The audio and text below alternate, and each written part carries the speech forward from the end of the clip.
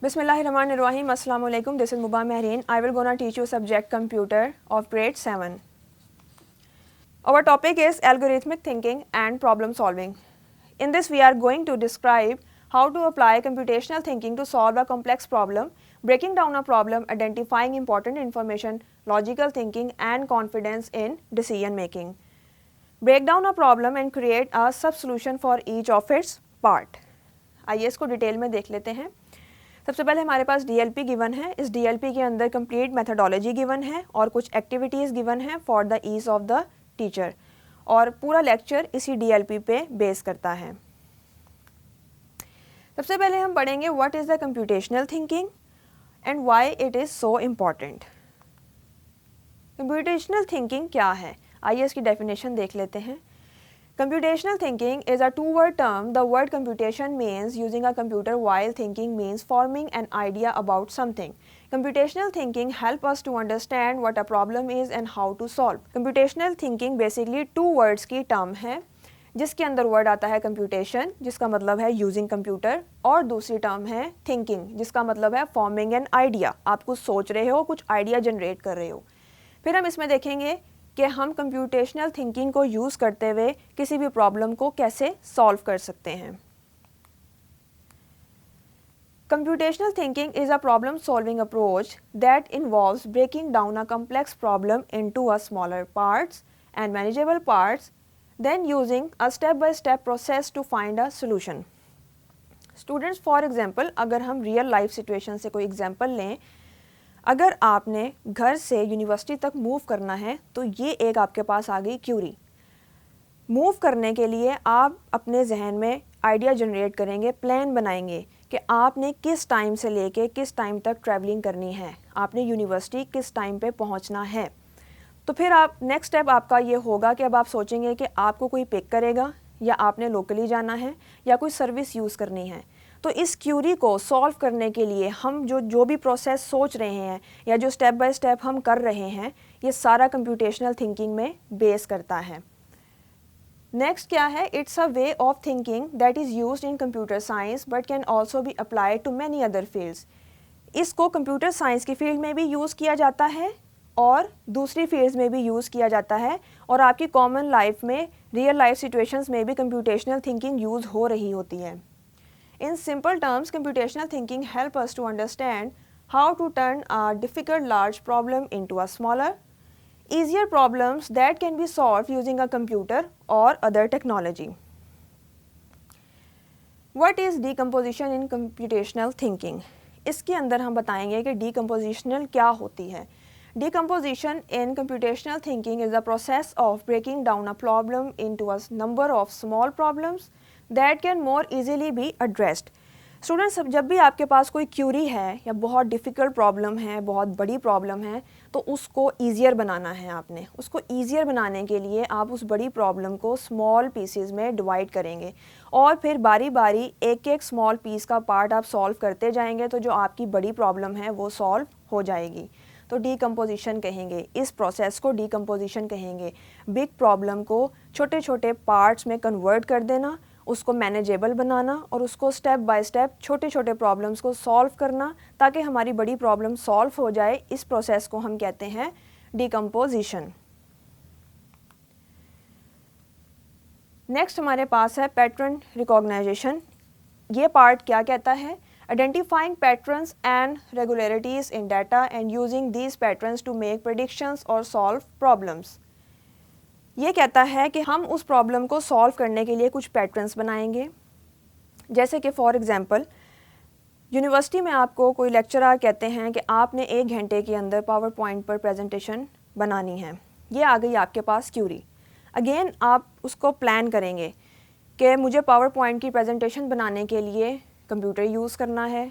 उस कंप्यूटर में वो सॉफ्टवेयर भी मौजूद होना चाहिए जिस पे आपने प्रेजेंटेशन बनानी है. अब आपको 1 घंटे के अंदर अंदर कोई गिवन टॉपिक के ऊपर सारा डाटा कलेक्ट करना है, फिर उसको प्रेजेंट भी करना है. तो ये सारा प्रोसेस अब आपके माइंड में चलेगा. तो इसको हम नेक्स्ट पार्ट्स के साथ रिलेट करते हैं. एब्स्ट्रैक्शन हमारे पास क्या है, identifying the essential characteristics of a problem और system and ignoring the unnecessary details. ये सबसे इम्पॉर्टेंट पार्ट है। इसके अंदर हम अननेसेसरी डिटेल्स को एक साइड पे रख देते हैं, यानी कि रॉ मटेरियल को एक साइड पे रख देते हैं। जैसे कि अभी हमने एग्जांपल ली थी कि आपको पावर पॉइंट की प्रेजेंटेशन बनानी है, कोई भी आपको गिवन टॉपिक मिला है, आपने उस टॉपिक के रिलेटेड सारी रिसर्च कर ली, आपके पास कुछ इमेजेस आ गए, कुछ वीडियोस आ गई, कुछ टेक्स्ट निकल आया। अब आपने क्या करना है, जो आपने डाटा प्रेजेंटेशन में यूज़ करना है आप उसको सेपरेट कर लेंगे उस डाटे से जो आपको बिल्कुल यूज़ नहीं करना, जो आपके लिए अननेसेसरी है। तो आपने कौन सा पार्ट अप्लाई किया, आपने एब्स्ट्रैक्शन का पार्ट अप्लाई किया, आपने अननेसेसरी डाटा को साइड पे कर दिया और जो डाटा आपको यूज़ करना है वो आपने पावर पॉइंट की स्लाइड्स पे उसको इंसर्ट कर दिया। नेक्स्ट हमारे पास पार्ट है एल्गोरिथम का। एल्गोरिथम के पार्ट में हम क्या करते हैं, creating a step by step procedure for solving a problem. इसके अंदर हम अपना सीक्वेंस मेंटेन करते हैं कि फर्स्ट स्टेप पे हम क्या करेंगे, सेकंड स्टेप पे हम क्या करेंगे, थर्ड स्टेप पे क्या करेंगे। जैसे कि अगर पावर पॉइंट की प्रेजेंटेशन बनानी है तो सबसे पहले हम कोई ना कोई सिस्टम को देखेंगे, उसके अंदर हमारा सॉफ्टवेयर होना ज़रूरी है, उसके बाद हमारे पास डाटा होना ज़रूरी है जिसको हमने उसके अंदर इंसर्ट करना है। तो हम स्टेप बाय स्टेप चीज़ों को देखेंगे, सीक्वेंस में चलेंगे। तो ये जो प्रोसेस है ये किसके अंदर आता है, ये एल्गोरिथम के अंदर आता है। नेक्स्ट हमारे पास स्टेप है evaluation. It's also in very important part, checking the solution to ensure it is correct and analysing how it can be improved.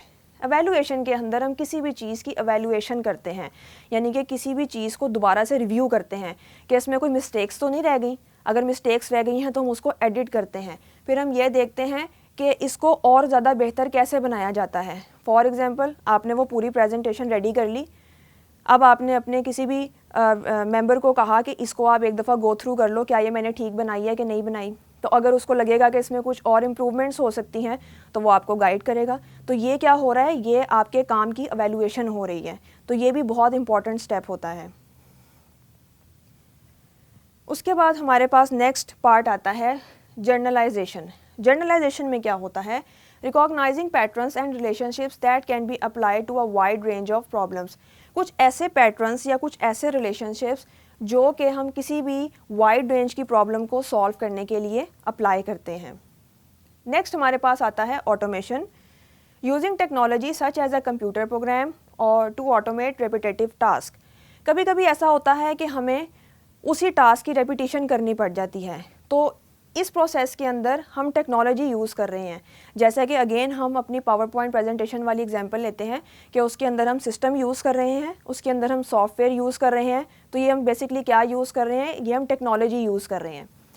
तो कभी ऐसा भी है कि रेपिटेटिव टास्क आ जाते हैं। अब लेक्चरर की तरफ से अगर एक और टॉपिक के ऊपर प्रेजेंटेशन बनानी पड़ेगी तो हम ये कर सकते हैं, हम उसी प्रेजेंटेशन को कॉपी करके उसको एडिट कर सकते हैं, दूसरे टॉपिक के रिलेटेड हम अपनी प्रेजेंटेशन रेडी कर सकते हैं। तो रेपिटेटिव टास्क भी इसमें आ जाता है। स्टूडेंट्स अब चलते हैं समरी की तरफ। आज हमने लेक्चर में क्या क्या पढ़ा, हमने कंप्यूटेशनल थिंकिंग के बारे में पढ़ा, हमने पढ़ा कि हम एक लार्ज प्रॉब्लम को सॉल्व कैसे कर सकते हैं और उसके कितने पार्ट्स हैं, हमने डिकम्पोजिशन के बारे में पढ़ा, हमने आइडेंटिफाइंग पैटर्न्स के बारे में पढ़ा, एल्गोरिथम, एब्स्ट्रैक्शन, एवेलुएशन, ये सारे पार्ट्स को हमने कवर किया है। नेक्स्ट मूव करते हैं असेसमेंट की तरफ। What is a problem. अभी आप मुझे बताएंगे कि प्रॉब्लम या क्यूरी क्या होती है और उसको हमने सॉल्व कैसे करना है और उसके अंदर कौन कौन से हमारे पास पार्ट्स होते हैं एक बिगर प्रॉब्लम को सॉल्व करने के लिए। नेक्स्ट स्टूडेंट्स, आपने मुझे बताना है व्हाट इज़ कंप्यूटेशनल थिंकिंग और आपने इसके साथ कोई रियल लाइफ एग्जाम्पल भी अटैच करनी है। अगर आपको स्टिल कोई कन्फ्यूजन है तो आप ये वीडियो लेक्चर दोबारा सुन सकते हैं। Thank you so much for watching this video. We will meet in the next video inshallah. Until then, Allah Hafiz, take care.